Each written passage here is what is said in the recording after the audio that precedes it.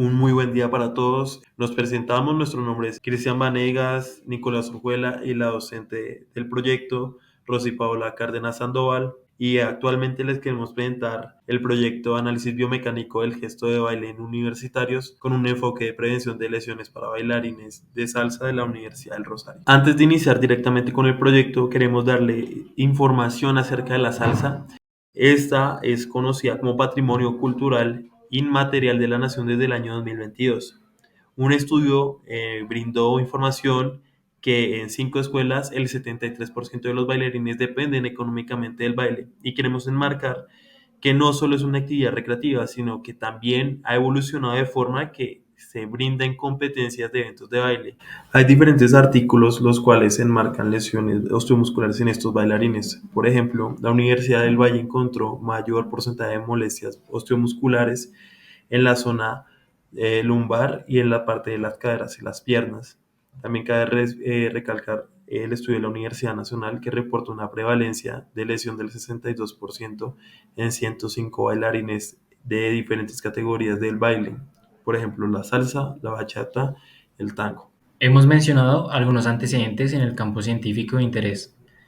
Sin embargo, como se dan cuenta, aún quedan algunos vacíos y como tal oportunidades de investigación, tal como el análisis biomecánico y también la creación de protocolos preventivos de lesiones en bailarines de salsa. Hemos mencionado algunos antecedentes en el campo científico de interés. Sin embargo, como se dan cuenta, aún quedan algunos vacíos y como tal oportunidades de investigación, tal como el análisis biomecánico y también la creación de protocolos preventivos de lesiones en bailarines de salsa. Por ende, nuestro objetivo que planteamos en nuestra investigación es describir la cinemática articular, como tal el rango de movimiento articular en miembros inferiores, además de la cinética, como tal de la activación muscular de los miembros inferiores y la región del core, y del balance en dos gestos técnicos del baile de salsa en universitarios. Por ende, nuestro objetivo que planteamos en nuestra investigación es describir la cinemática articular, como tal el rango de movimiento articular en miembros inferiores, además de la cinética. El análisis cinético lo hemos realizado con el equipo electromiográfico Noraxon. Por otro lado, el análisis cinemático lo hemos realizado con la plataforma Kinovea de fácil acceso. Y por último, la estereometría con el software Smart Capture y Sway. En la primera fase evaluamos postura. Decidimos iniciar colocando marcadores anatómicos según el protocolo de Davis Hill. Esto nos permite facilitar y precisar en el análisis en Kinovea. En la gráfica de la derecha vemos las vías anatómicas de Thomas Myers, que nos ayudan a basarnos para identificar en cada individuo los bloqueos cortos y largos por líneas miofaciales. Importante tener en cuenta que debemos ver al individuo de forma global, es decir, el músculo debe actuar de una forma conectada y no de una forma aislada. En la gráfica del medio vemos un ejemplo de una anteversión pélvica, donde solemos ver que en la línea superficial posterior hay un bloqueo corto y por ende nos repercute en la línea miofacial anterior con un bloqueo largo. En la segunda fase evaluamos electromiografía.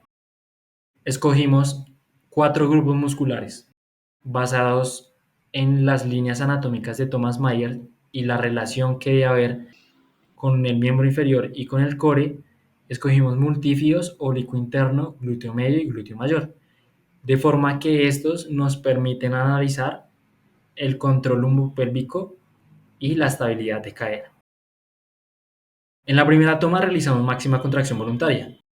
Las pruebas que tomamos fue el test de McGill para evaluar el multífido y el oblicuo interno. Por otro lado, para evaluar el músculo glúteo medio, realizamos el test de Daniels, al igual que para el glúteo mayor, como lo vemos en los videos. Luego continuamos ya con la evaluación electromiográfica de los dos gestos de baile. Ya después de haber tomado estos datos, cuando procesamos la señal, este software de Noraxon nos da la oportunidad de comparar la máxima contracción voluntaria por cada gesto de baile, con el fin de obtener la actividad muscular en porcentaje. ¿Cuánto de su actividad muscular usa en cada gesto de baile dependiendo a lo realizado en la máxima contracción voluntaria? Para esto tuvimos que dividir las fases por cada gesto de movimiento, tanto en el básico caleño como en el de lijas. Y por otro lado, esta plataforma de Noraxon nos da el reporte de simetría, que es la gráfica que vemos en medio. Por nuestro lado, exportamos los datos a Excel y realizamos un promedio de todos los grupos musculares por cada fase, como lo vemos en el ejemplo de estos tres en la gráfica de la derecha. Uno de los procedimientos que se realizó con herramientas de bajo costo fue con Kinovea y fue directamente sacar ángulos por cada una de las subfases que se hacían en el baile, por ejemplo, el caleño y de las lijas.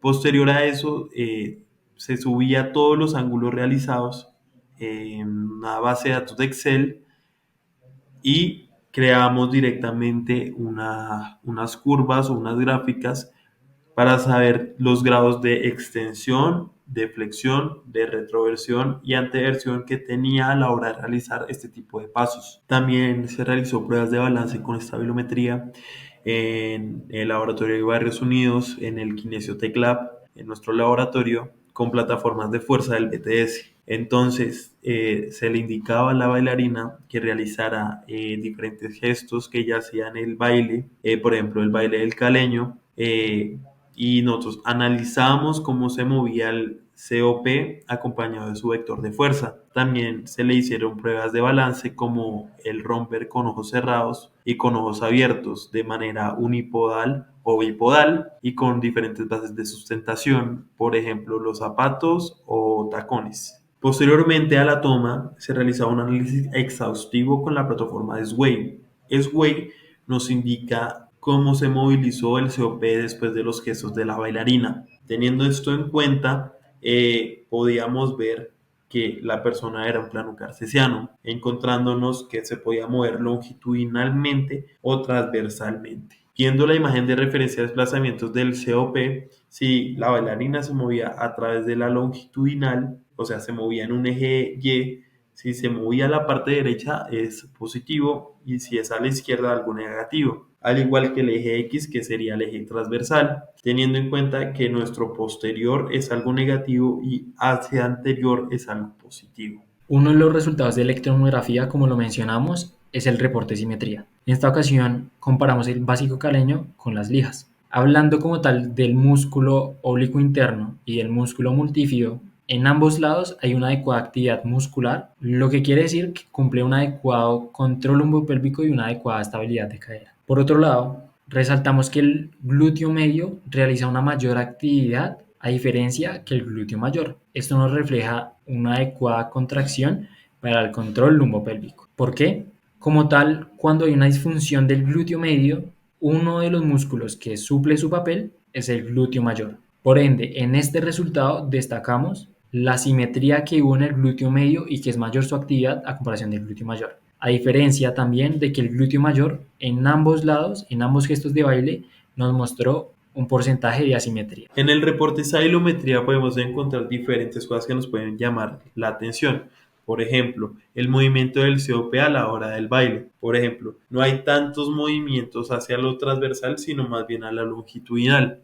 Eso quiere decir que el COP, cuando el bailarín hace la rotación del tronco y de la pelvis, el COP tiene que acomodarse para generar una estabilización. Al igual que cuando los bailarines usan tacones o no los usan. Hay mayor movimientos hacia lo transversal. ¿Eso qué quiere decir? Que va a haber mucha debilidad o desequilibrio de músculos del core o en la región lumbar que me generan alteraciones tanto en la estabilidad como en la postura. Y esto también puede relacionarse con cambios en el ángulo de inclinación. Los tacones tienen una elevación muy amplia, lo que provoca que el COP se va a desplazar mucho hacia atrás y va a contrarrestar directamente la inclinación para mantener el equilibrio.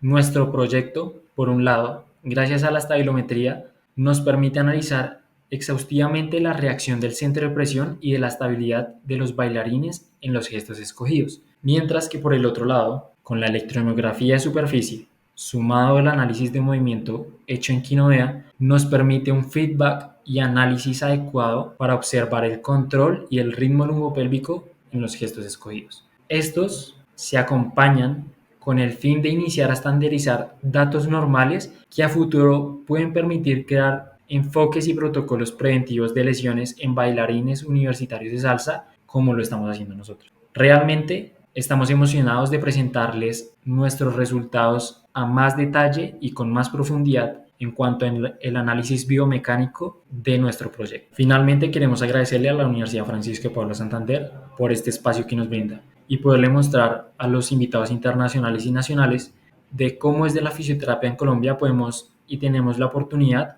de abarcar un amplio campo de investigación científica. Muchas gracias.